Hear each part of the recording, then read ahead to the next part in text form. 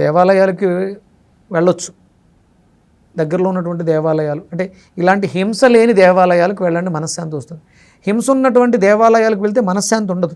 కామాఖ్య వెళ్ళి మనశ్శాంతి కావాలంటే దొరకదు అక్కడ. పెద్దమ్మ తల్లి గుడికి వెళ్ళి మనశ్శాంతి కావాలంటే, ఎందుకంటే అక్కడ విపరీతమైనటువంటి జీవహింస, ఘోష ఉంటుంది.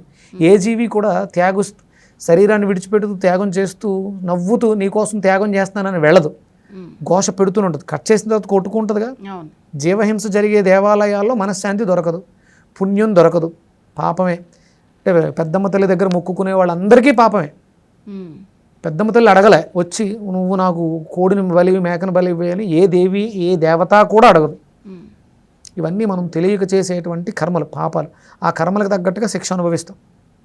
అందుకని ఏంటంటే గర్భిణీ స్త్రీలు మంచి, అంటే రామాయణం, భారతం, భాగవతం, మన ప్రవచనకారులు చెప్పినటువంటి వింటూ ఆహ్లాదకరమైనటువంటి వాతావరణంలో ఇంట్లో ఉండండి.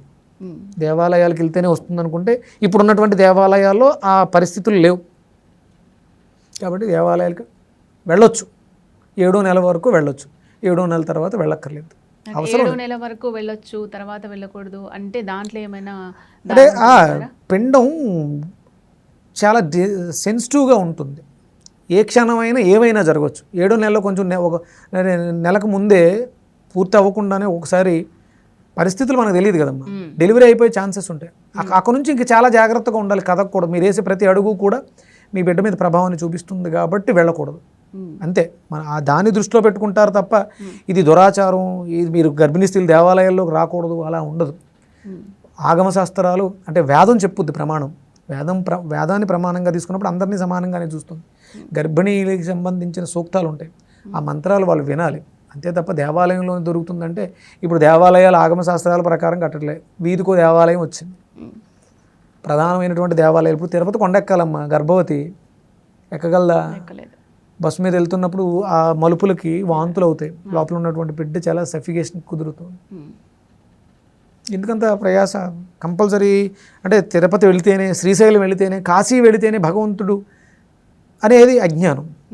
సర్వాంతర్యామైనటువంటి భగవంతుడు నువ్వు ఇక్కడ కూర్చుని, ఇంట్లో కూర్చుని నామస్మరణ చేసుకుంటే నిన్ను అనుగ్రహించేస్తాడు అంతే తప్ప కంపల్సరీ గుడికి ఎందుకు వెళ్ళాలి? నీ ఇల్లే దేవాలయం అయినప్పుడు నువ్వు, నీ దేహమే దేవాలయం అన్నారు, లోపలే ఉన్నాడు భగవంతుడు. ఇక్కడ ఉన్నది అక్కడ ఉన్నది ఒక్కడే. అంటే వెళ్ళొచ్చు, తప్పులేదు, అవసరం లేదు. నువ్వు సఫర్ అవుతూ బిడ్డను మోస్తున్నావు, ఈ బాధలో మళ్ళీ అంత శ్రమ అవసరమా?